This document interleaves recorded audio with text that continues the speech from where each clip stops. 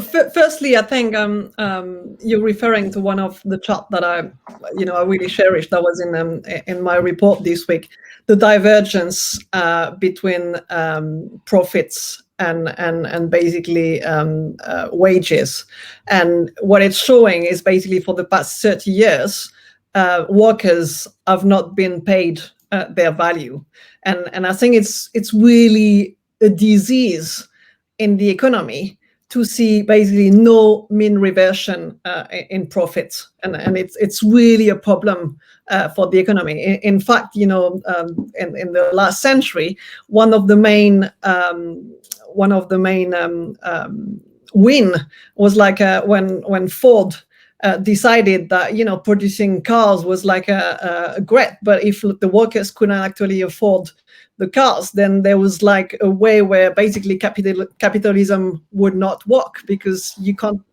The reason for me for like the lack of investment in the past 20 years is basically due to like the constant need to basically like squeeze increase profit margins, because you're not actually increasing sales.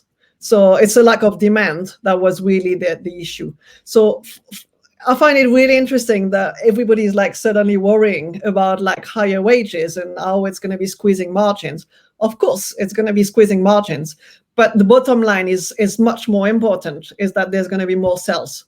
So like, squeezed margins on better sales. I mean, if we were like 30 years ago, it was like the obvious answer to where we are right now. So it really makes me laugh, like, and people really worried about wages going up. I mean, for me, I find that extremely healthy, and I really hope that the sort of like period of like socialism in the US is actually going to drive like increased bargaining power.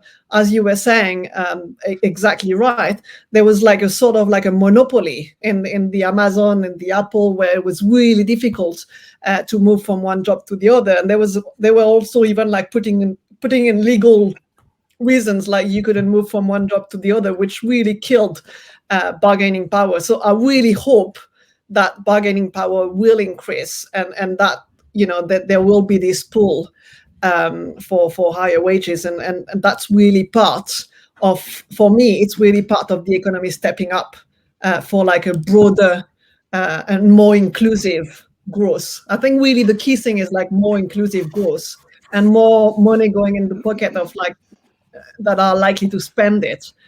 There's not much point like making profits if they're never going to be reinvested in the economy, which has been the case for the last 20 years. If like with profits, all you're doing is basically buying back shares, that's not an economy, it's a pyramid scheme.